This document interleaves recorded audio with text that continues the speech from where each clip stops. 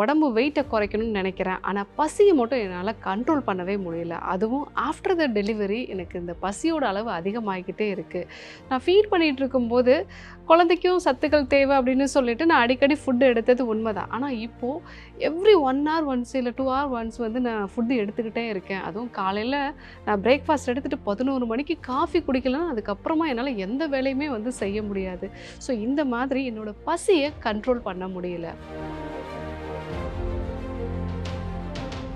சரியான இரவு தூக்கம் இல்ல அப்படின்னா, அடுத்த நாள் உங்களுக்கு பசிய அதிகப்படுத்தக்கூடிய கெர்லின் ஹார்மோனோட அளவு வந்து அதிகமா இருக்கும். அதனால உங்களுக்கே தெரியாம நீங்க 300 கலோரி வரைக்கும் அதிகமா சாப்பிடுறதுக்கு வாய்ப்புகள் இருக்கு. புரோட்டீன் கம்மியா இருக்கக்கூடிய ஃபுட் எடுத்துக்கிட்டாங்க அப்படின்னா, நம்ம பாடிய பொறுத்தவரைக்கும் புரோட்டீன் கிடைச்சது அப்படின்னா தான் அது திருப்தியான ஒரு உணர்வே அதற்கு வரும். புரோட்டீன் கிடைக்காத வரைக்கும்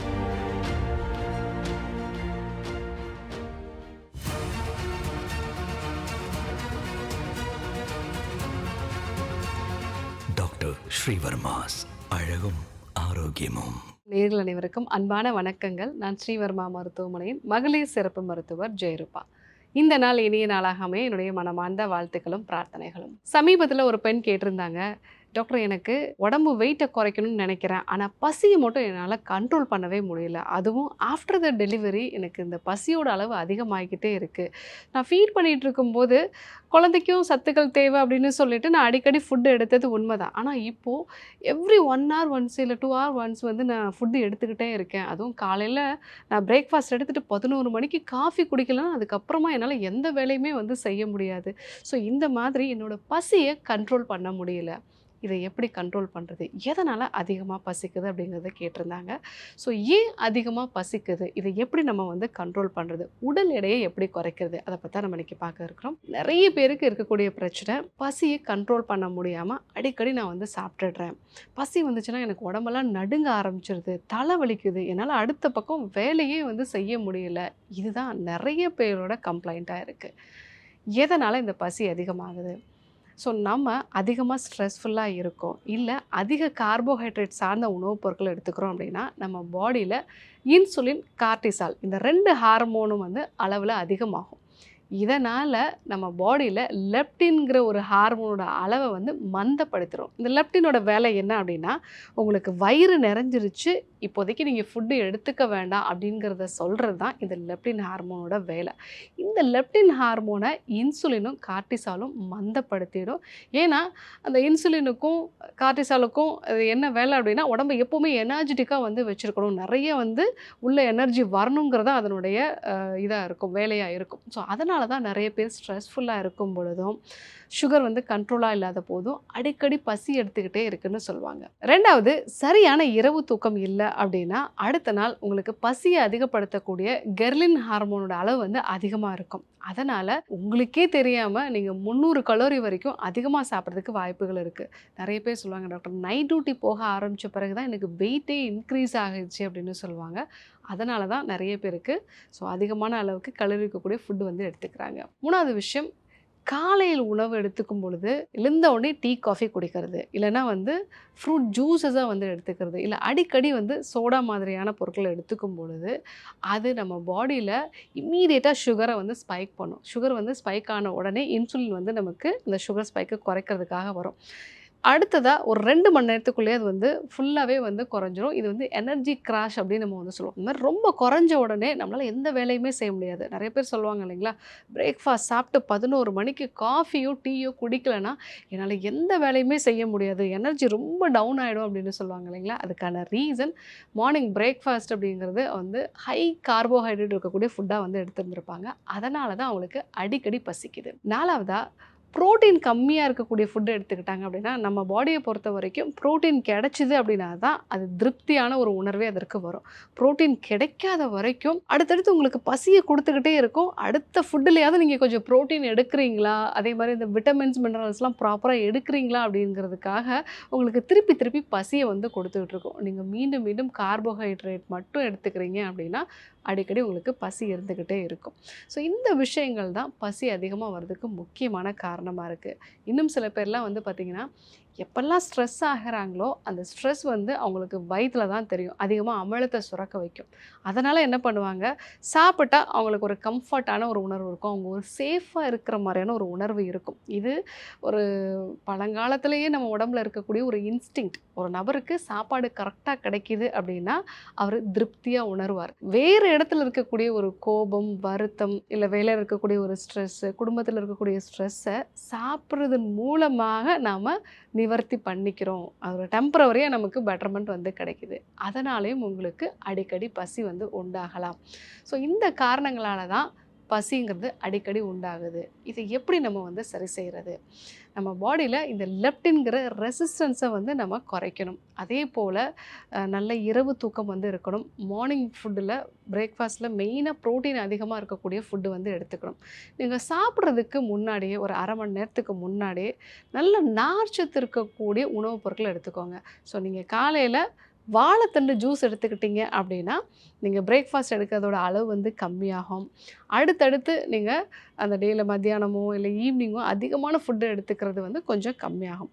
அதே போல் நீங்கள் முதல் கவலம் உணவு சாப்பிடும்போது கொஞ்சம் கசப்பான உணர்வு இருக்கக்கூடிய ஃபுட்டு வந்து நீங்கள் சாப்பிடலாம். வேப்பம்பூ பச்சடி மாதிரியோ இல்லை வேப்பம்பூ வந்து அதை நம்ம பொடி மாதிரி பண்ணி வச்சுட்டு அதை முதல் கவலம் சாதத்தோடு வந்து எடுத்துக்கிட்டோம் அப்படின்னா அதிகமாக ருசிக்காக சாப்பிட்றது கொஞ்சம் குறையும். அடிக்கடி நம்ம சுண்டை வற்றல் வந்து எடுத்துக்கிறது இதெல்லாம் உங்களுக்கு பசியை நல்லாவே வந்து குறைக்கும். ஸோ அதிகமாக பசிக்குதுன்னு சொல்கிறவங்க அடிக்கடி இந்த சுண்டை வற்றல் எடுத்து பாருங்கள், பசியோட உணர்வு நல்லாவே வந்து குறையும். அதே போல் நைட்டு தூங்க போகிறதுக்கு முன்னாடி திரிஃபலா சூர்ணம் வந்து எடுத்துக்கோங்க. இந்த திரிஃபலா சூர்ணம் வந்து கல்லீரலில் இருக்கக்கூடிய கழிவுகளையும் வெளியேற்றுறதுனால உங்கள் பாடியில் இந்த சுகர் கிராஸ்லாம் வராமல் வந்து நமக்கு தடுக்கும். அதே போல் துவர்ப்பு சுவை அப்படிங்கிறது எப்போவுமே நம்முடைய சுவை அரும்புகளை கொஞ்சம் வந்து மந்தப்படுத்துறதுனால அடிக்கடி உங்களுக்கு பசி வரக்கூடிய ஒரு உணர்வு வந்து குறையும். இதெல்லாம் நீங்கள் வந்து யூஸ் பண்ணலாம். ஆனால் நிரந்தரமாக இந்த பசியை வந்து எனக்கு தேவையான டைமில் மட்டும் பசிக்கணும், ஒரு நாளைக்கு 3 வேளை மட்டும் பசிச்சா போதும் அப்படின்னு நினைக்கிறீங்களா, டீடாக்ஸ் எடுத்துக்கிறது நல்லது. நெய் மருந்து டீடாக்ஸ் எடுக்கும்போது உங்கள் குடலில் இருக்கக்கூடிய இன்ஃப்ளமேஷன்லாம் குறையிறதுனால உங்கள் உடல் வந்து ஆரோக்கியமான ஒரு நிலைக்கு மாறும். தேவையான உணவுப் பொருட்களை மட்டும்தான் அது வந்து ப்ராப்பராக உங்களுக்கு செரிக்க ஆரம்பிக்கும். ஸோ மெயினாக வந்து ப்ரோட்டீனோ கார்போஹைட்ரேட்டோ இதெல்லாமே வந்து ப்ராப்பராக உங்கள் பாடியால் அப்சர்வ் பண்ண முடியும். அப்போ உங்களுக்கு சத்து குறைபாடு வந்து இருக்காது. அடிக்கடி பசிங்கிற ஒரு உணர்வும் வந்து இருக்காது. ஸோ இந்த விஷயங்கள்லாம் நீங்கள் வந்து ஃபாலோ பண்ணலாம். மிக முக்கியமான ஒரு விஷயம், ரொம்ப அதிகமாக எனக்கு பசி இருந்துக்கிட்டே இருக்குது அப்படின்னா உங்களுடைய மனநிலையை கவனித்து பாருங்கள். நீங்கள் ஏதாவது பதட்டத்தில் வந்து இருக்கீங்களா, இல்லை எப்போவுமே வந்து ஏதாவது ஒரு விஷயத்தை வச்சு நம்ம வந்து கவலைப்பட்டுட்டே இருக்கிறது, இதெல்லாம் கூட உங்களுக்கு அடிக்கடியே பசியை வந்து உண்டு பண்ணும். தாகம் இருக்கிறத கூட சில பேர் பசியாக வந்து உணர்வாங்க. எப்பெல்லாம் பசிக்குதோ அப்போ கொஞ்சம் தண்ணி குடித்து பழகி பாருங்கள், உங்களுக்கு அந்த பசியோட உணர்வு வந்து குறையும். இன்னொன்று நிறைய பேர் பண்ணக்கூடிய விஷயம் என்ன அப்படின்னா, நீங்கள் ஃபோன் பார்த்துக்கிட்டே சாப்பிட்றது. அந்த ஃபோன் பார்த்துட்டே சாப்பிடும்போது அதில் இருக்கக்கூடிய ப்ளூ லைட்டு உங்கள் பிரெயினை 20 மினிட்ஸ்க்கு டம்ப் பண்ணிடும். ஸோ அப்போது உங்கள் வயிற்றுலேருந்து சிக்னல் பிரெயினுக்கு போகும். ஆனால் பிரெயின் வந்து ரொம்ப ஹாப்பியாக நீங்கள் பார்க்கக்கூடிய ரீல்ஸ்லேயோ இல்லை நீங்கள் பார்க்கக்கூடிய வீடியோலேயோ ரொம்ப அது லயிச்சு இருக்கிறதுனால உங்கள் வயிறு அனுப்புகிற சிக்னலே அதனால் வந்து ரிசீவ் பண்ண முடியாது. ஸோ நீங்கள் ஃபோன் பார்த்துட்டு சாப்பிட்றீங்க அப்படின்னா அது கூட உங்களுக்கு எக்ஸ்ட்ரா கலோரிஸ் எடுக்கிறது, அதனால் அடிக்கடி பசி வர்றதுக்கும் முக்கியமான காரணமாக இருக்கும். ஸோ அடிக்கடி பசி வருது அப்படின்னா நான் சொன்ன இந்த விஷயங்கள்லாம் தான் காரணமாக இருக்கும். மார்னிங் பிரேக்ஃபாஸ்ட்டுக்கு முன்னாடியே ஒரு வாழைத்தண்டு ஜூஸோ இல்லை நல்ல ஒரு காய்கறிகள் சேர்ந்த ஒரு சூப் மாதிரி வந்து எடுத்துக்கிறது, இல்லை நார்ச்சத்து அதிகமாக இருக்கக்கூடிய ஒரு சாலட் வந்து எடுத்துக்கிறது, இதை எடுத்துக்கிட்டிங்க அப்படின்னாலே அந்த நாளில் நீங்கள் எடுக்கக்கூடிய கலோரிஸ் வந்து கம்மியாகும். நைட்டில் நல்லா தூங்குங்க. சாப்பிடும்போது ஃபோன் பார்த்துட்டு சாப்பிடாதீங்க. ஸோ கண்டிப்பாக ப்ரோட்டீன் ரிச்சாக இருக்கக்கூடிய ஃபுட்டு வந்து எடுத்துக்கோங்க. இதெல்லாம் ஃபாலோ பண்ணிங்க அப்படின்னா அடிக்கடி பசி வரதை குறைக்கலாம். மிக முக்கியமாக ஒரு முறை டீடாக்ஸ் பண்ணும்போது நிறைய பேர் சொல்லக்கூடிய விஷயம், ஏன்னா இந்த டீடாக்ஸை பொறுத்த வரைக்கும் அது நெய் மருந்து டீடாக்ஸாக நம்ம கொடுக்கும் பொழுது நெய் செரிமானம் ஆனால் தான் உங்களுக்கு அடுத்ததாக பசிக்கும். ஒரு 2 நாள் 3 நாளுக்கு அப்புறமா பசியோட அளவு வந்து உங்களுக்கு குறைய ஆரம்பிச்சிடும். அந்த 7 நாள் டீடாக்ஸ் முடிக்கும் பொழுது நீங்கள் எப்போ ஃபுட்டு சாப்பிடணும்னு நினைக்கிறீங்களோ அப்போ மட்டும்தான் உங்களால் ஃபுட்டு சாப்பிட முடியும். ஒரு கண்ட்ரோலே இல்லாமல் பார்க்கும் பொழுதெல்லாம் ஃபுட்டை சாப்பிட்றது இதெல்லாம் வந்து உங்களுக்கு குறைய ஆரம்பிக்கும். ஸோ அந்த ஒரு கண்ட்ரோல் இந்த 7 டேஸ் டீடாக்ஸில் உங்களுக்கு கிடைக்கும். ஸோ என்னோடய வெயிட்டை குறைக்கணும்னு நினைக்கிறேன், பசியை கண்ட்ரோல் பண்ணணும்னு நினைக்கிறீங்க அப்படின்னா நான் சொன்ன இந்த விஷயங்களெல்லாம் வந்து ஃபாலோ பண்ணுங்கள். ஒரு முறை டீடாக்ஸ் எடுத்துகிட்டு இந்த விஷயங்களை ஃபாலோ பண்ணிங்க அப்படின்னா இன்னும் நல்ல ஒரு பெட்டரான ரிசல்ட் வந்து உங்களுக்கு கிடைக்கும். ஸோ இன்றைக்கி அடிக்கடி பசி எதனால் வருது, இதை எப்படியெல்லாம் சரி பண்ணலாம் அப்படிங்கிறத தெரிஞ்சுக்கிட்டோம். கண்டிப்பாக ஃபாலோ பண்ணி பாருங்கள். யாருக்கெல்லாம் இந்த விஷயம் தேவைப்படுமோ அவங்களுக்கும் இதை வந்து அனுப்பிச்சி கொடுங்க. இதே போன்று இன்னொரு அற்புதமான தகவலோடு உங்களை சந்திக்கிறேன். நன்றி, வணக்கம். நோய் நாடி நோய் முதல் நாடி அது தணிக்கும் வாய்நாடி வாய்ப்பச்செயல் இறைவழி மருத்துவம் அதுவே எங்கள் மகத்துவம். இறைவழி மருத்துவம் அதுவே எங்கள் மகத்துவம். அழகு தரும் மூலிகைகள், ஆரோக்கியம் தரும் மருத்துவர்கள். டாக்டர் ஸ்ரீவர்மாஸ். அழகும் ஆரோக்கியமும். ஸ்ரீ வர்மா ஆயுர்வேதா மருத்துவமனையின் வெல்னஸ் குருஜி அவர்களை மே மாதம் 3ஆம் வாரம் 15ஆம் தேதி வெள்ளிக்கிழமை காலை 6 மணி முதல் மாலை 4 மணி வரை சிதம்பரத்திலும், 16ஆம் தேதி சனிக்கிழமை காலை 6 மணி முதல் மாலை 6 மணி வரை பாண்டிச்சேரியிலும், 17ஆம் தேதி ஞாயிற்றுக்கிழமை காலை 5 மணி முதல் இரவு 7 மணி வரை கோடம்பாக்கத்திலும் சந்தித்து மருத்துவ ஆலோசனை மற்றும் ஆசி பெற தொடர்பு கொள்ள வேண்டிய தொலைபேசி எண்கள் 9500 946634 9500 946635.